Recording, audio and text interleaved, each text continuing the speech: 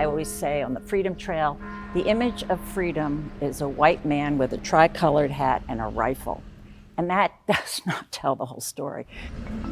If you're familiar with the history of colonial Boston, the idea of a freedom trail itself might ring a little bit ironic. The Freedom Trail is really supposed to represent revolution, liberation from oppressors, and when you really look under the surface, what we found is that there's this kind of dark underbelly. It's really exhilarating.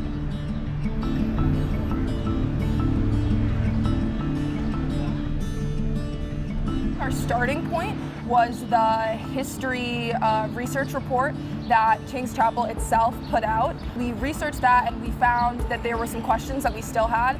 So we ended up basically saying, hi, we're two student journalists and we're really interested in your chapel and we have all these questions about your involvement with slavery. Please talk to us. And we kind of thought that we were going to meet some resistance with that. Watch your head as we enter our colonial era crypt. But it turns out we met Marissa and she was just so helpful.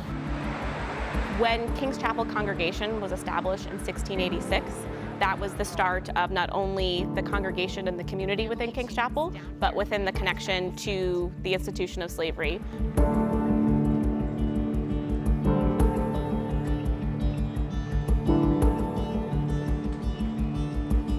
It is the foundation of this building. The money that was raised to build the structure itself came from slavery. Members of the congregation were enslaved themselves, so it is part of the truth, it's part of the story. One of the things that we prioritize as historians here at King's Chapel is finding those stories and making sure the narratives of those human beings, those people who lived full lives, come to light and aren't just names on pages.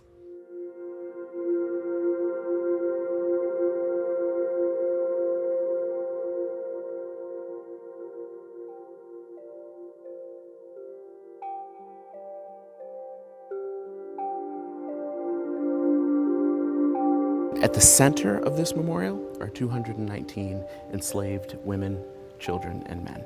It begins with this statue outside in the courtyard. Then your attention shifts to these birds that are located at various different places in the exterior. And then you come inside and you find this extraordinary mural, right? That itself is a journey, an intellectual and a spiritual journey that you then embark on to engage with the difficult, knotty histories that, as Americans, we're not always eager to grapple with. This is a place where the ghost of the abolitionist sits across from the ghost of the enslaver, while the ghosts of my ancestors watch from the galleries. And what they look down on is not only these two ghosts, but the present congregation. We've been on this journey since 2017, and it was not widely known how central slavery had been here in Boston. And once we could name people by name who had been enslaved, whose babies could have been sold, whose siblings and spouses could be sold by people who worshiped here, we had an obligation to find out why. How could Christianity support slavery? And the question for us today is, what similar thing might we be doing where for economic gain or some other incentive, we are blind to the injustices we're engaged in? One thing that we talked about with the Reverend is that Boston is today in no way a post-racial city. So understanding the roots of where a lot of inequalities that are currently plaguing communities today comes from, again, is incredibly relevant.